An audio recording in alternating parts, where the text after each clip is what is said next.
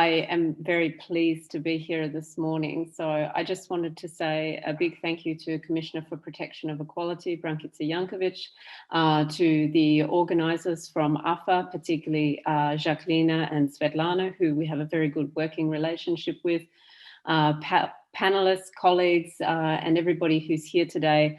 Dobar dan, and I'm really pleased to be here. I'd like to talk a little bit today about this very important topic of digital literacy among women. And I've been asked particularly to start kicking the conference off talking a little bit about Australia's experiences.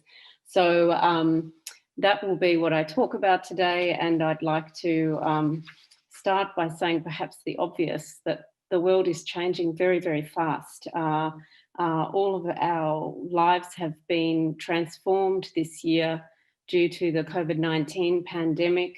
So much of our work is now online, our social engagements are online, business, and of course that means that for some of us who aren't used to that, we're very quickly finding ourselves left out or left behind. And this then becomes a really obvious gender issue, a challenge for all of us. And it's something that perhaps before this crisis, we didn't always have front of mind. What we do know, though, is that if we work at this topic, if we work to improve digital literacy of women, we can make a big difference and make sure that people aren't left behind. And so then the question becomes, why isn't it prioritised?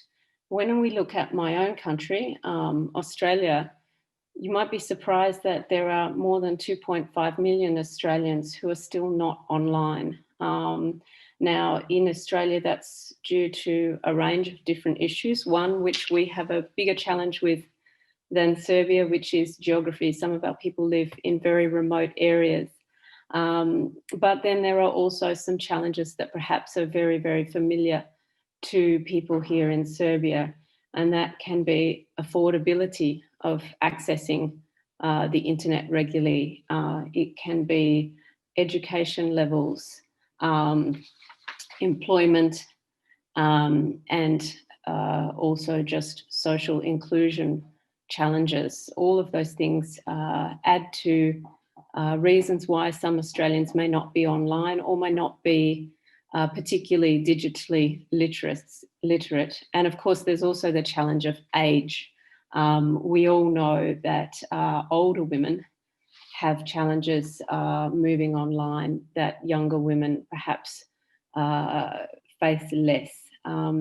So we have in Australia something called a gender equality scorecard, and we also have a digital inclusion index.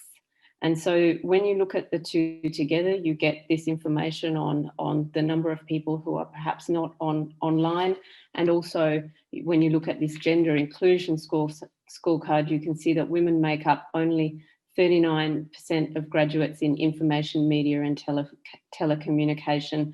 And that's also where we see very clearly in our data that women over 65 have much lower levels of digital inclusion than their male counterparts of the same age or than younger women. And we know that that links to other forms of social and economic disadvantage, and it increases the risk of being left behind. In Australia, with the COVID-19 pandemic, we saw between February and May this year, 482,000 women lost their employment. Women were more likely to be in part-time or casual jobs, and they are therefore highly represented in hard-hit industries, and their job losses were quite early in the pandemic, following that very initial shutdown of non-essential services and trading restrictions. What we also see is that those women who have better education in the digital space, that who have stronger digital skills, were much less likely to be losing their employment during this COVID-19 crisis, and they were much more equipped to make a swift switch from traditional ways of doing business to online business. So those women who had those skills were much more able to deal with the pandemic than those women who perhaps worked in lower skill roles and lost their jobs and couldn't quickly adapt.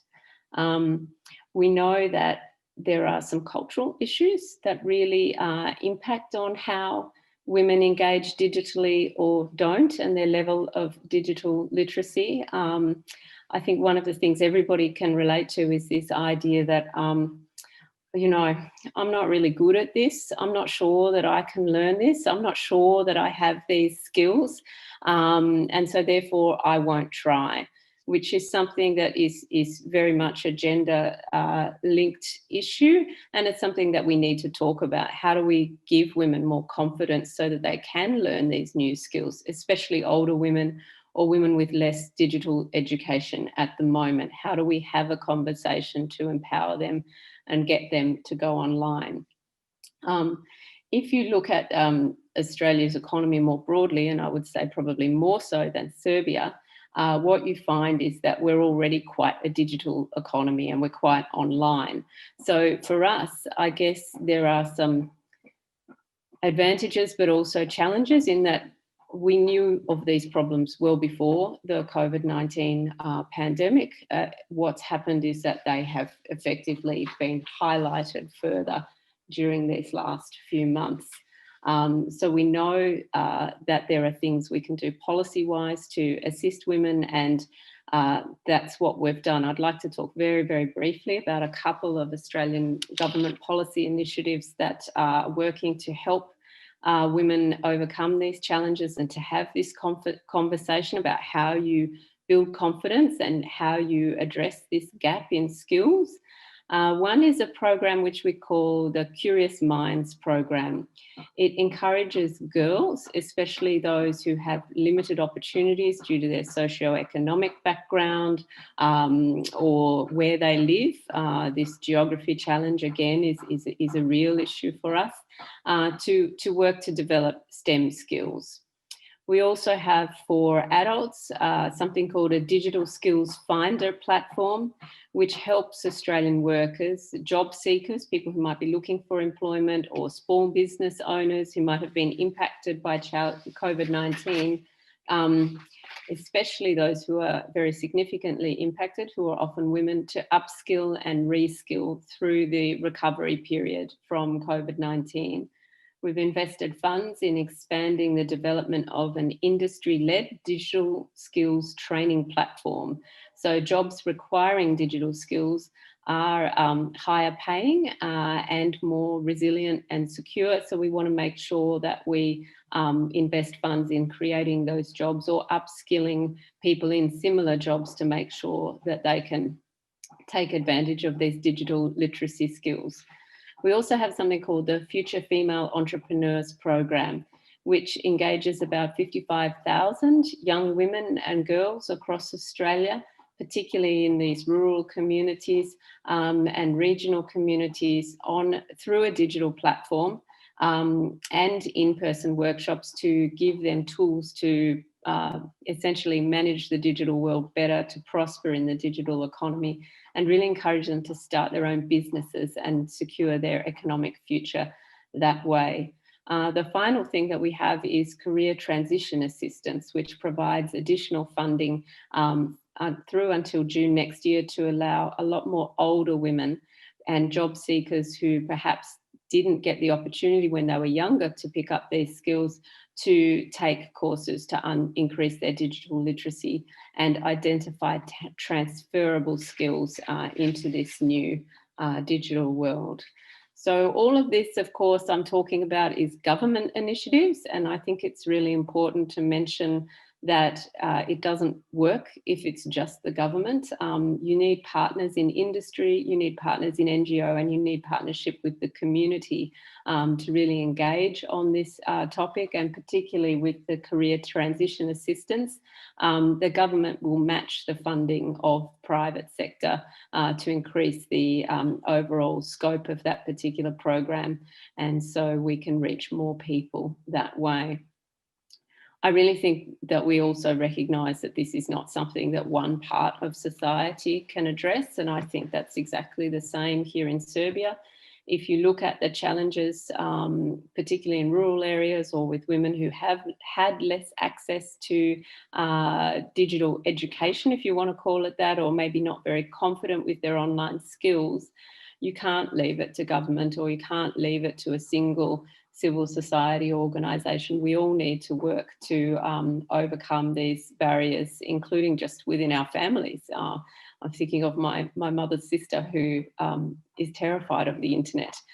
We all have to work together and change that and make women feel empowered so that they can contribute in this new online economy, because we know that the alternative for women is not good, and that's not what we want as futures for our societies and our fellow citizens. I really think, just to wrap up, that this is a gender issue, but it's also a self-confidence issue. It's recognising that we want more stable, secure and prosperous futures for all of us, and we have to work together to get there and make sure that nobody is left behind.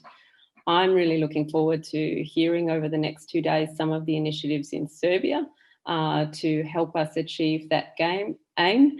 And I'm also really, really happy that the Australian Embassy has been able to support AFA in arranging this online workshop.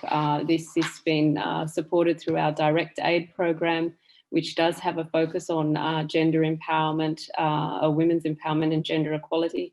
And I'm just really hoping that we can achieve some good things, some good discussions over the next couple of days that will lead to some really practical impacts and actions. And so thank you very much.